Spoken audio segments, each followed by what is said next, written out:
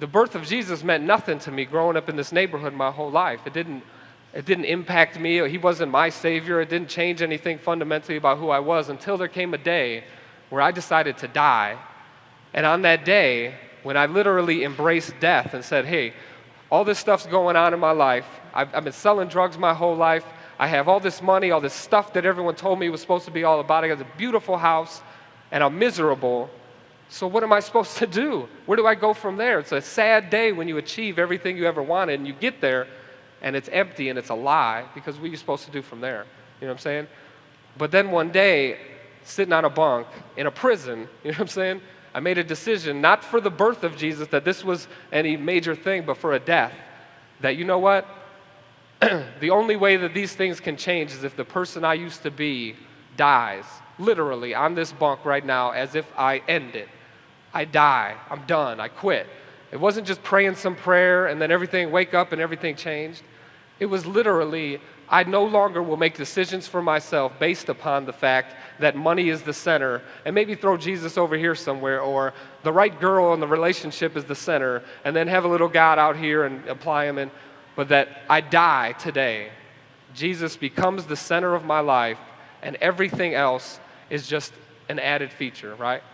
When we make that decision, and we talked about last week, unwrap the gift, right? Unwrap the gift of Jesus this year. I want to break that down because that's what unwrapping the gift really means. It doesn't mean I'm going to try harder to wake up and read more of my Bible, which is awesome, and you'll see fruit bear out of that in your life, or I'm going to pray harder. It means literally, if you want to see transformation, this is the message that I feel like our community needs to hear. Not some theoretical pie-in-the-sky relationship with Jesus, like, hey, I'm going to try to do the things he said or whatever, but a literal ground level, if we want to stop hurting, if we want to stop being angry, we want to stop doing the things that we wish we could stop doing. Even Paul, the greatest Christian ever, right? Or one of, I guess, wrote in the Bible, he said, the things that I want to do, I just can't do them. And the things that I can't stand doing in my life, I find myself continuously doing them over and over again. What a wretched man am I. So one of the greatest Christians who ever lived, who impacted this whole world by church planting around the world, says, man, I'm jacked up. This world, I can't do it on my own, right? But he came to a point in his life where he made a decision to die. And what our neighborhood needs this Christmas, more so than anything else or any point that I can make or try to come up with in my witty little mind, what we need to do is make a decision personally. If we truly want to move forward like we say we do in this church, as individuals, as a community, as a city as a whole, it only comes one way. It doesn't come by trying my best every now and then or going to church on Sunday. It comes by making a decision that I want to die because the life I'm living, the way that I'm living is jacked up, right? And I'm not talking in some like drink the punch type of way. I'm talking a spiritual death, a decision where the way I've lived my life before and the things that I've done in my life have led me to this point. It's not working.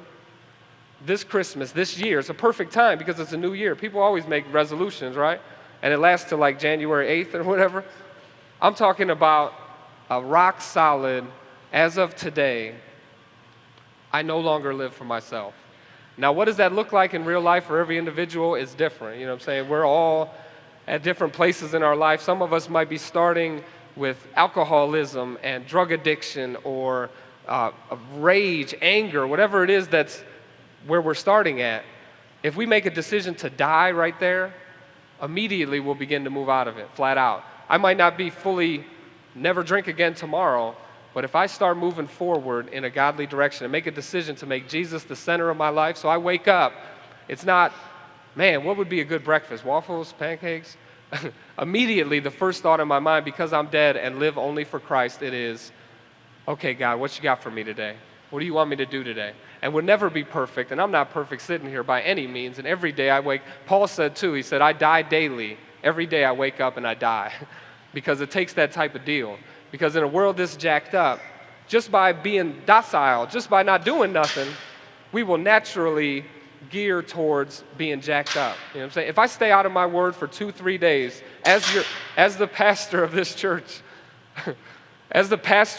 I'm telling you, If I stay out of my word for 2 or 3 days, everything is falling apart. I'm bitter with my kids. I'm angry. I'm like, quick to trigger. People are calling me for advice and, needing help with things. And I'm like, I got nothing to offer.